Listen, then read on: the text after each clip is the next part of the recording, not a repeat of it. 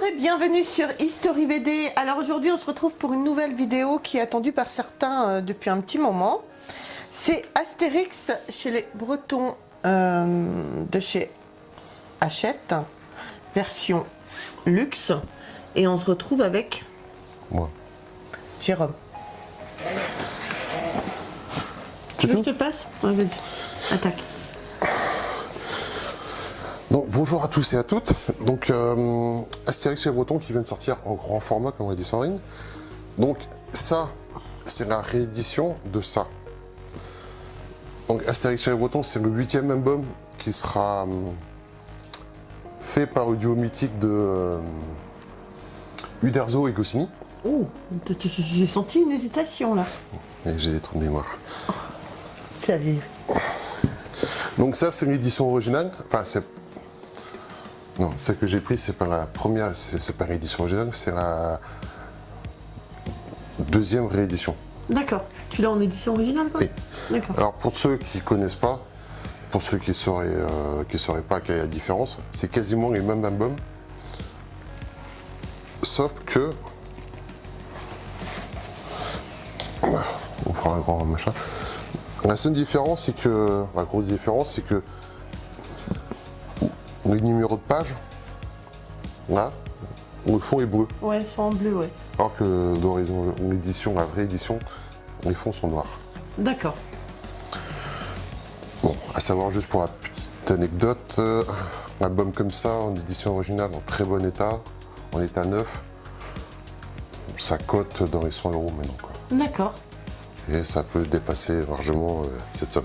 C'est Astérix chez les Bretons quand même. C'est Astérix chez les Bretons, S'il te plaît. s'il te plaît. Mais c'est pas chez nous. C'est pas chez nous, chez les bons Bretons. Non, c'est pas chez les bons Bretons.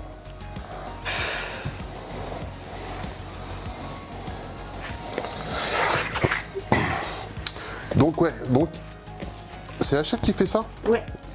C'est marqué derrière. C'est marqué derrière? Ah oui, c'est Hachette. Donc Hachette ressort tous les Astérix en grand format et ça cartonne. Ça cartonne. Tous les albums se vendent vraiment comme des petits pains. Les premiers qu'ils ont sortis se vendent à des prix maintenant. J'ai vu au Domaine des Dieux, je crois, partir à 700-800 €. Quoi. Alors que neuf, ça vaut combien ça? Ça vaut dans les 40 €, non? 45 €? C'était à 35 avant et là c'est arrivé à 42, entre 42 et 45 €. Ouais, bon, ça reste une somme, mais bon. Alors pour être honnête, moi ça faisait longtemps que je n'avais pas lu et j'ai profité qu'on m'avait pris pour me refaire un peu cet album-là. Et c'est vrai que j'ai adoré, quoi. Alors c'est bien sympa. Sur des grands formats comme ça, on apprécie. Enfin moi j'apprécie beaucoup. Tu as le temps de regarder vraiment tous les petits détails, ouais. tous les dessins.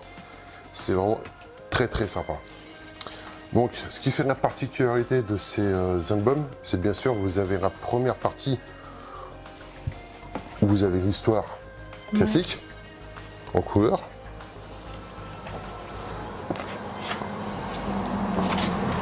Au milieu, vous avez des anecdotes sur la création de l'album. Donc, on voit un peu tout ce qui se passait à l'époque, quand c'est sorti. Alors, quand cet album-là est sorti, ça a fait un petit peu de bruit, mais bon, la France et l'Angleterre, c'était pas forcément ça. Donc ça a fait un petit peu de bruit. Donc il y a une petite polémique à la sortie.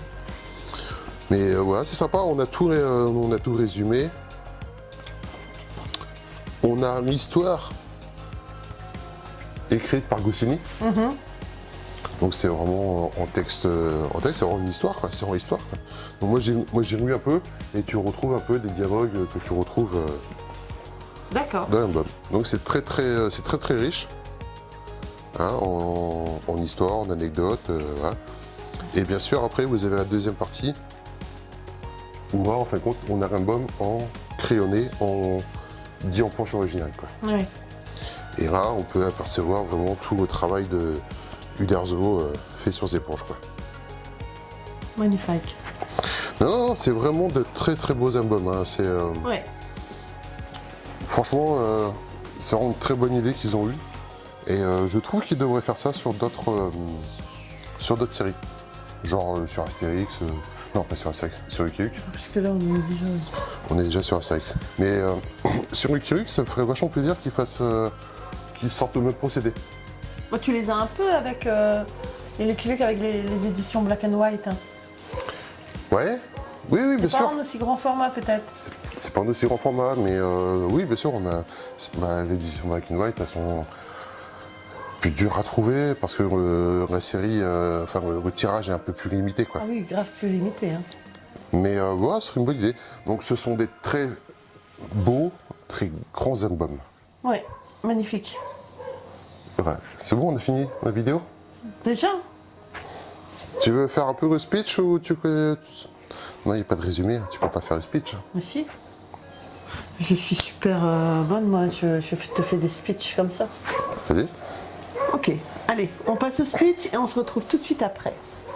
Sans tricher. Non, moi si, je vais tricher, tu connes ou quoi? Ah non, tu triches pas. Putain, il est où le speech sur cette merde? Non, il n'y a pas de speech, t'es sérieux? Ah non, il n'y a pas de speech. Hein. Alors finalement, on va pas faire de speech. Le speech est très simple. Le speech est très simple. En fin de compte, ça se passe. Le début d'album se passe en Angleterre. Les Romains ont envahi l'Angleterre. Et comme dans l'album, il y a un petit village qui essaye de résister. Toujours les mêmes. Toujours les mêmes. Et parmi les habitants du village qui résistent, il y a le cousin Germain d'Astérix. D'accord. Qui connaît la légende qui se passe en Gaule, qui connaît les irréductibles gaulois et qui connaît la légende de la potion magique. Donc il décide de traverser pour aller demander de l'aide. D'accord. Bien sûr, ce qui va se passer, c'est que Astérix et Obélix vont se jeter corps et âme dans cette aventure pour accompagner le fameux Britannique à rentrer chez lui avec la potion. Voilà. Traversant, une fois qu'ils ont traversé, ils arrivent, ils débarquent. Et en fin de compte, l'histoire, c'est le périple qu'ils ont à faire traverser et à remonter le pays britannique pour transporter le fameux tonneau avec la potion magique. D'accord. Tonneaux qui vont se faire piquer. Et voilà. C'est ça un peu le speech. Donc, Trop fort pour la narration aussi, mon chéri. oui, mais moi, c'est parce que moi j'ai lu et que je m'en souviens. Oh, mais moi j'ai lu, mais il y a un moment. Mais voilà. Donc, Astérix et les Bretons, c'est tout le monde connaît surtout. Ceux qui connaissent seront ravis de redécouvrir l'histoire en grand format. Parce que franchement, le seul truc que moi je regrette dans toutes ces rééditions, c'est le papier. Tu vois, on est sur des papiers aussi. Mais c'est du papier de très bonne qualité. Ouais, Les pages. je trouve, ouais. Les pages sont quand même de très bonne qualité, tu vois, qu'on a comme une belle épaisseur. Ouais. C'est le rendu est très sympa, c'est très joyeux, c'est très vif. Et c'est ça un peu qui me chagrine parce que quand tu regardes dans les éditions originales, Oui, les bien pages sûr. sont un peu plus. Oui.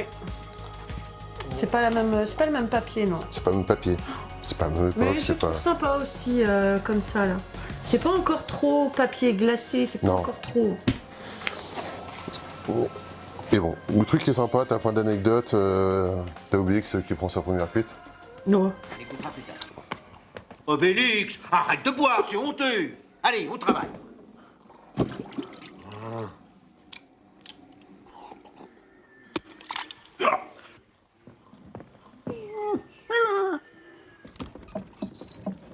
L'important maintenant, c'est de passer inaperçu. Ils ont des tonneaux, vive la Bretagne. Obélix, tais-toi. Tu vas nous faire remarquer. Oh, tu me parles durement, Astérix. Tu m'aimes plus. Excellent. C'est marrant. C'est marrant. Oui, je trouve ça beaucoup moins marrant après, mais Ah bah, quand t'as la gueule de bois, oui. je sais pas, je connais pas. Oh, c'est sûr. Non, je connais pas. Donc voilà, ce sont des très très beaux albums. Ouais. Franchement, c'est une très bonne idée qu'ils ont eu, Hachette, de faire ça. Ça cartonne dans tous les sens. Ceux qui connaissent pas Astérix, qui connaissent pas Astérix chez les Bretons, ça fait une belle découverte. Oui. Pour, comme ça, on peut apprécier la BD par elle-même, on peut apprécier les anecdotes pour ceux qui n'étaient pas nés, ou que ceux qui ne connaissent pas.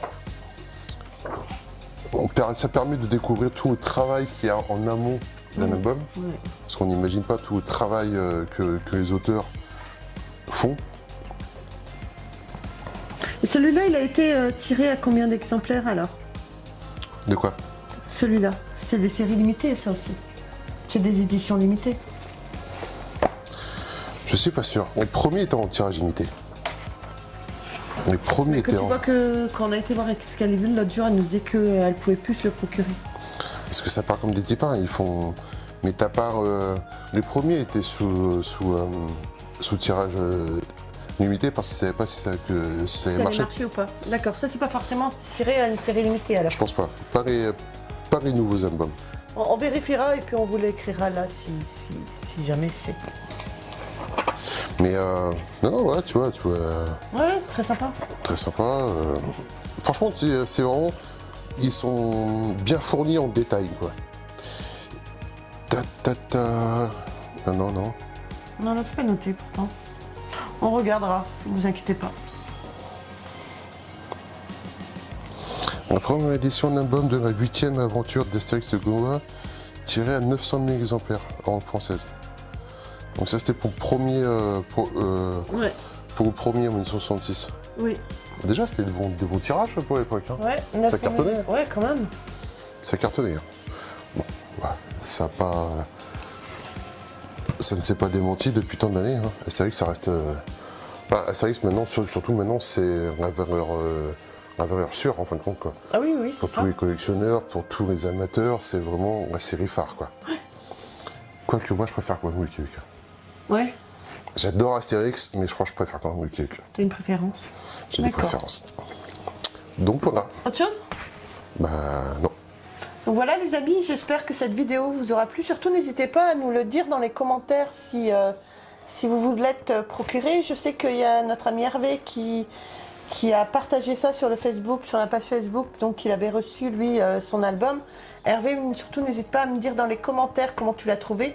N'hésitez pas à me dire si vous allez l'acheter, comment vous trouvez l'album, si vous aimez bien ce format deluxe, un dit deluxe. Donc voilà, surtout on n'oublie pas, on s'abonne, on like, on nous rejoint sur les réseaux sociaux. Sur ce, moi je vous embrasse très très fort. Et puis on se retrouve très vite pour une prochaine vidéo. Hein Jérôme? Je sais pas. Bye. Au revoir.